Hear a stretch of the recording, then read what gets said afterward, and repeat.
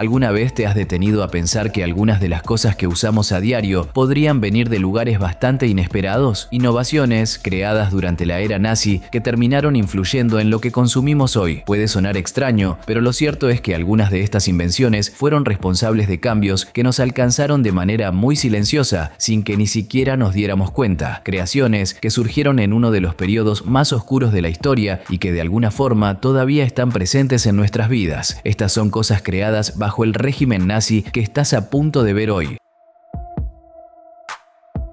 Las computadoras modernas que usamos hoy empezaron a tomar forma en plena Segunda Guerra Mundial debido a la necesidad de manejar mensajes secretos y cálculos complejos. El eje usaba la famosa máquina Enigma que encriptaba sus comunicaciones y eso llevó a los británicos a desarrollar el Colossus en 1943. Fue la primera computadora electrónica del mundo creada para descifrar los códigos de la Enigma. Al otro lado del Atlántico, los Estados Unidos también estaban invirtiendo fuertemente en tecnología. El Harvard Mark I, utilizado en el proyecto Manhattan, fue una de las primeras computadoras electromecánicas. Luego vino la ENIAC, terminada en 1946, considerada la primera computadora moderna capaz de realizar cálculos a una velocidad impresionante para su época.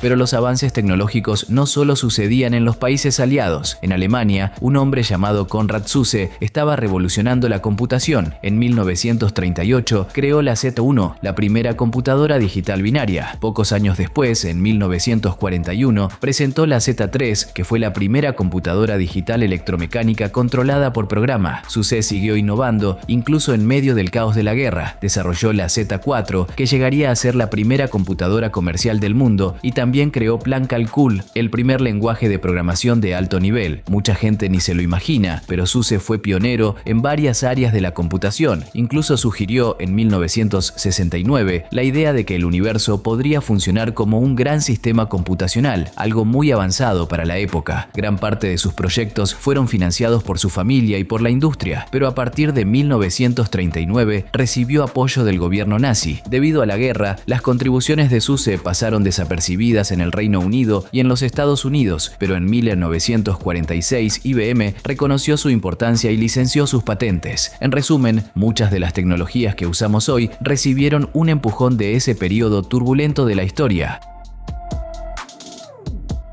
Cuando subes a un avión comercial hoy en día, probablemente no te imaginas que la tecnología detrás de los motores a reacción comenzó a tomar forma durante la Segunda Guerra Mundial en la Alemania nazi. Todo empezó por la necesidad de crear algo que les diera ventaja a los alemanes en los combates aéreos. Así nació el Messerschmitt M262, el primer caza a reacción del mundo. El M262 fue totalmente revolucionario para su época. Mientras los aviones tradicionales dependían de motores de hélice, él usaba turbinas que comprimían y quemaban aire para generar empuje, alcanzando velocidades de alrededor de 870 km por hora. Era un logro impresionante, muy superior al rendimiento de los cazas con hélices que tenían los aliados en aquel momento. Además de su velocidad, el diseño del M262 era tan avanzado que parecía sacado de una película de ciencia ficción.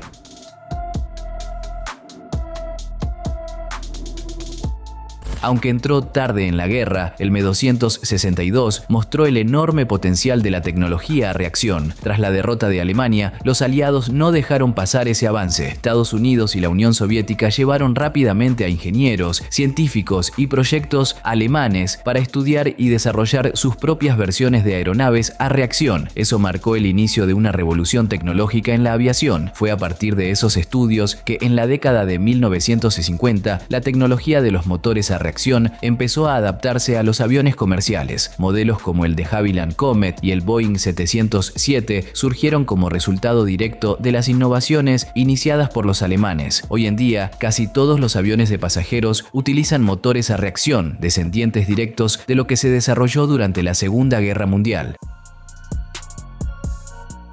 El Beetle, uno de los autos más icónicos de la historia, solo se convirtió en un éxito mundial gracias a Adolf Hitler. Sí, el dictador nazi tuvo un papel directo en la creación del llamado auto del pueblo. La idea surgió en la década de 1930, cuando Alemania estaba en la ruina y muy poca gente tenía acceso a los automóviles. Hitler quería cambiar eso, crear un coche asequible para las familias alemanas y a la vez demostrar la fuerza del régimen. Fue entonces cuando Ferdinand Porsche, un ingeniero famoso de la época, entró entró en escena. Hitler lo contrató para desarrollar un auto económico, resistente y práctico que pudiera transportar a 2 adultos y 3 niños, o en tiempos de guerra a 3 soldados y una ametralladora. El resultado fue el primer prototipo del Beetle, creado en 1936. En 1938 comenzó a producirse oficialmente con el nombre de KdF-Wagen, una sigla que significaba Fuerza por la Alegría.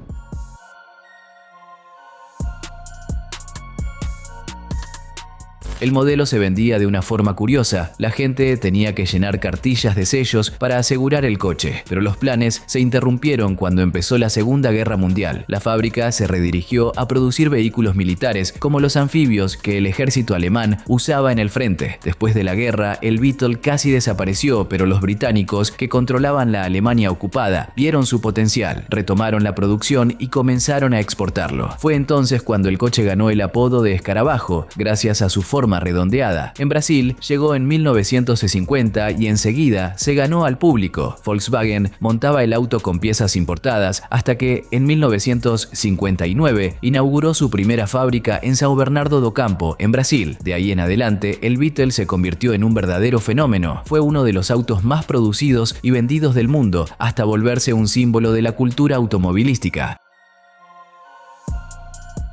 La propaganda nazi fue una de las armas más poderosas del régimen de Hitler y, aunque parezca mentira, mucho de lo que hoy vemos en las estrategias de marketing y comunicación tiene sus raíces en ese periodo. En 1933, cuando Hitler llegó al poder, creó el Ministerio del Reich para la Ilustración Pública y Propaganda, dirigido por Joseph Goebbels. La misión era sencilla, pero aterradora: difundir la ideología nazi por todos los medios posibles: cine, libros, música, radio, periódicos, teatro e incluso el material utilizado en las escuelas. El objetivo principal era convencer a los alemanes de la supuesta superioridad de la raza aria y crear enemigos claros como judíos, comunistas y otras minorías. Antes incluso de las leyes de Nuremberg en 1935, la propaganda ya preparaba a la gente para aceptar las atrocidades. Se creó un ambiente en el que la violencia contra los judíos era casi justificable. El cine tuvo un papel enorme en este proceso. Películas como El triunfo de la voluntad, dirigida por Leni Riefenstahl, prácticamente convirtieron a Hitler en una figura divina. Otras producciones, como El judío eterno, mostraban a los judíos como amenazas peligrosas e inhumanas. A la vez, periódicos como Der Stürmer reforzaban los prejuicios con caricaturas e historias llenas de odio. Cuando comenzó la Segunda Guerra Mundial, el tono de la propaganda cambió. El nuevo enfoque era justificar las acciones de Alemania. Crearon narrativas para convencer a la población de que estaban protegiendo la cultura occidental del comunismo soviético y de que sus reclamos territoriales eran más que justos. Incluso en los campos de concentración se usaba la propaganda. En Theresienstadt, por ejemplo, los nazis maquillaron el lugar para engañar a los inspectores internacionales e incluso grabaron películas para mostrar que los judíos estaban siendo bien tratados. Al final, la propaganda nazi fue fundamental para manipular a millones de personas y asegurar su apoyo, o al menos su silencio ante las barbaridades. Lo peor es que muchas de las tácticas creadas entonces siguen apareciendo hoy, disfrazadas en campañas, discursos y estrategias de manipulación.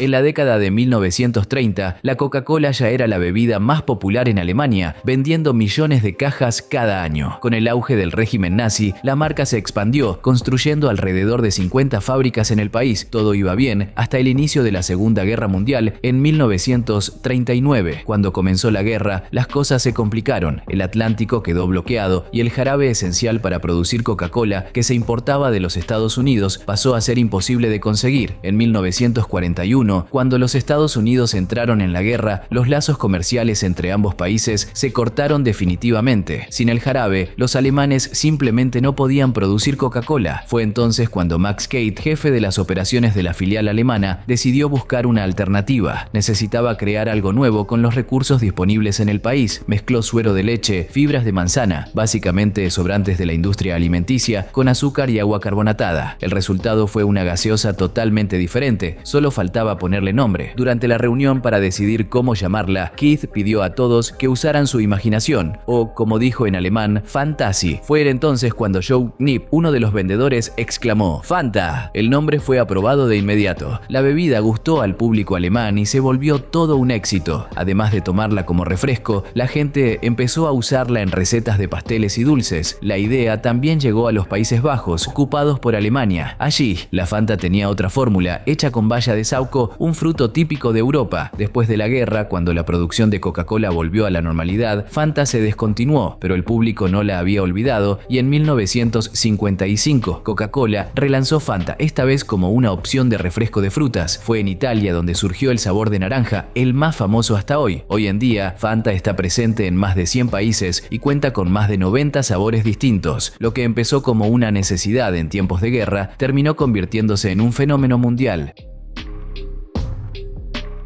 Ese artículo que usamos en desodorantes, sprays para el cabello, insecticidas e incluso ambientadores tiene sus raíces vinculadas al periodo nazi. Allá, en la Segunda Guerra Mundial, los nazis necesitaban encontrar formas eficaces de aplicar sustancias químicas a gran escala. Fue en ese contexto que la idea del aerosol comenzó a desarrollarse. La tecnología permitía transformar líquidos en diminutas gotitas a través de la presión, algo perfecto para uso militar. El régimen nazi siempre invertía en avances tecnológicos para intentar sacar ventaja en el conflicto. Después de la guerra, esta tecnología se adaptó para fines civiles, especialmente en los Estados Unidos. Muchos avances creados o perfeccionados durante el periodo nazi terminaron siendo adoptados por otros países, a veces mediante espionaje, a veces gracias a científicos alemanes llevados a trabajar en proyectos de los aliados. El aerosol fue uno de esos ejemplos. Hoy en día se ha vuelto indispensable en muchas industrias. ¿Quién iba a decir que una herramienta con un pasado tan triste acabaría transformándose en algo tan necesario? Claro, el contexto original era muy distinto, pero no se puede negar que los avances técnicos de esa época terminaron sirviendo de base para productos que consumimos hasta hoy. Lo más curioso de todo esto es cómo una invención pensada para la guerra encontró su espacio en cosas tan simples como perfumar la casa o arreglar el cabello.